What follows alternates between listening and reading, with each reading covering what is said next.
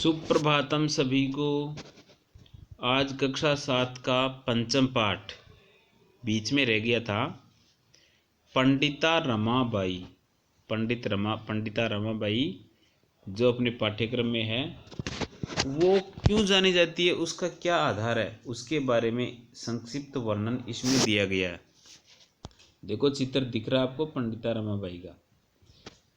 स्त्री शिक्षा क्षेत्रे अग्रगण्या पंडिता रमाबाई 1858 तमे ख्रीष्टाब्दे जन्म अलभत।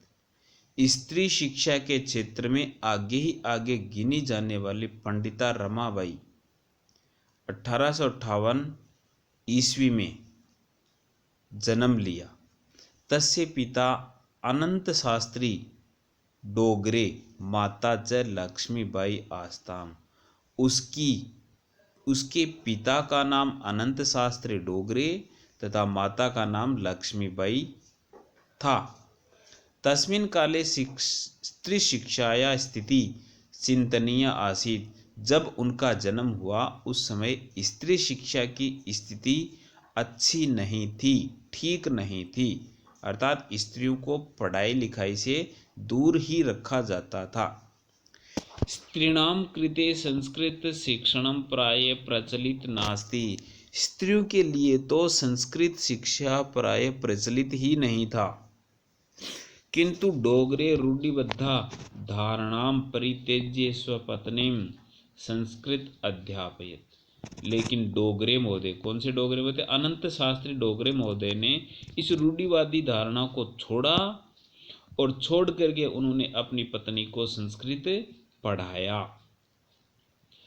एतदर्थं स समाजस्य प्रतारणम् अपि असहत। अपनी पत्नी को संस्कृत पढ़ाने के कारण उन्होंने समाज की प्रताड़ना को भी सहन किया। अनंतर रमा अपि स्वमातु संस्कृत शिक्षा प्राप्तवती। उसके बाद में रमा ने भी अपनी माता से संस्कृत शिक्षा प्राप्त की। कालक्रमेण रमाया पिता विपन्न संजात। जैसे जैसे समय बीतता गया रमा के पिता विपन्न हो गए। विपन्न मानी गरीब हो गए, निर्धन हो गए। तस्या पितरौ ज्येष्ठा भगिनी दुर्भिक्ष पीड़िता दिवंगता। और उसके बड़े उस रमाबाई के माता पिता, उसकी बड़ी बहन दुर्भिक्ष अर्थात ऐसा अकाल जिसके अंदर भिक्षा भी दुर्लभ हो, उसकी चपेट में उसके माता पिता और उसकी बड़ी बहन आ गए और वो दिवंगत हो गए, मृत्यु को प्राप्त हो गए। तदनंतरम रमा स्व ज्येष्ठ भ्राता स पदभ्याम समग्रम भारतम अभ्रमत। उसके बाद में रमा ने अपने बड़े भाई को साथ लेकर के पैदल पैदल ही समग्र भारतम पूरे संपूर्ण भारत की यात्रा की, भ्रमण किया। भ्रमण क्रमेशा कोलकाता प्राप्त। भ्रमण करते करते वह कोलकाता नगर को प्राप्त होती है। संस्कृत वेदुष्येण सा तत्र पंडिता सरस्वती चेत उपाधिभ्याम विभूषिता। कोलकाता नगर में ही उन्होंने संस्कृत में वेदुष्य के कारण वह वहाँ पर पंडिता और सरस्वती नाम की दो उपाधियों से विभूषित हुई।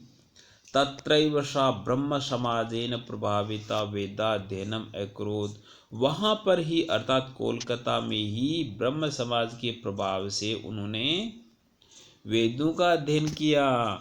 पश्चात सा स्त्रीणां कृते वेदादीनां शास्त्राणां शिक्षायै आंदोलनम प्रारब्धवती। उसके बाद में उन्होंने वेदों का अध्ययन किया तो स्त्रियों के लिए वेदादीनां शास्त्र, वेद आदि शास्त्रों की शिक्षा प्राप्त करने के लिए आंदोलन किया। आंदोलन करके कहा कि स्त्रियों के लिए भी ये शिक्षा होनी चाहिए। 1880 तमे ख्रीष्टाब्दे सा विपिन बिहारी दासेन से बांकीपुर न्यायालय विवाहम अकरोत्। 1880 ईस्वी में एक विपिन बिहारी दास थे, उनके साथ उन्होंने बांकीपुर न्यायालय में कोर्ट मैरिज कर ली, अर्थात न्यायालय में उन्होंने विवाह किया। सार्ध एक वर्षात् अनंतरम तस्या पति दिवंगतः। ओहो, एक वर्षार्ध, एक वर्षात्, एक वर्ष और आधा वर्ष अर्थात 1.5 वर्ष के बाद उसका पति दिवंगत, मृत्यु को प्राप्त हो गया। तदनंतरम सा पुत्र्या मनोरमया सह, उसके बाद में उसकी एक पुत्री थी जिसका नाम था मनोरमा, उसके साथ में जन्मभूमि महाराष्ट्रम प्रत्यागच्छत, वह अपनी जन्मभूमि महाराष्ट्र में वापस आ गई। अर्थात विपिन बिहारी बोस दास थे, वो कोलकाता के थे, कोलकाता में उन्होंने शादी कर ली और वहीं पर वो रहने लग गई। वहाँ पर उसके एक लड़की का जन्म हुआ जिसका नाम था मनोरमा, और अपने पति की मृत्यु के बाद वह वापस महाराष्ट्र में आ जाती है।